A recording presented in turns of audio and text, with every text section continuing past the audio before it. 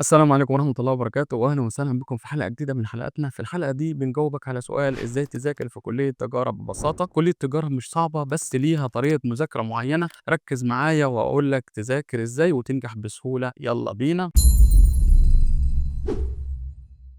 أول حاجة اعرف نوع المواد. في مواد نظري زي إدارة الأعمال والاقتصاد، وفي مواد أرقام أو عملية زي المحاسبة والإحصاء، وكل نوع وله طريقته في المذاكرة. تاني حاجة المواد النظري اسمع كويس في المحاضرة، الدكتور ساعات بيركز على جزء معين وده اللي بيجي في الامتحان. وذاكر من الملازم أو PDF، مش لازم تذاكر الكتاب كامل. الملخصات بتنجزك وبتوفر عليك في الوقت كتير أحيانا. وحل أسئلة السنوات اللي فاتت، الأسئلة بتتكرر كتير، لو حليت امتحانات قبل كده ممكن تجيب جيد جدا بسهولة. طب المواد العملية أو مواد الأرقام زي المحاسبة والإحصاء والرياضة، لازم تفهم المثال قبل ما تحفظ القانون. أهم حاجة تفهم بتعمل إيه، مش تحفظ وخلاص. حل كتير بإيدك، حل تمرينات على كل شكل من أشكال المسائل، إيدك تاخد على الطريق. واعمل جدول بسيط وذاكر مادة أو مادتين يوميا حتى لو ساعة بس. المهم تبدأ بدري، مش قبل الامتحان بيوم.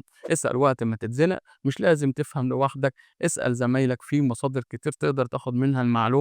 وبكده أكون جاوبتك على سؤال إزاي تذاكر في كلية التجارة ببساطة أو في أي كلية لو أنت طبقت العمليات اللي احنا لسه قايلينها دلوقتي. ولو عجبك الفيديو لا تنسى تعمل لايك وتشترك في القناة وتشارك الحلقة مع أصحابك الطلبة. ولو في حاجة حابين أشرحها أو لو في سؤال معين اكتبوه في التعليقات وبرد عليكم إن شاء الله. وأشوفكم في الحلقات الجاية، والسلام عليكم ورحمة الله وبركاته.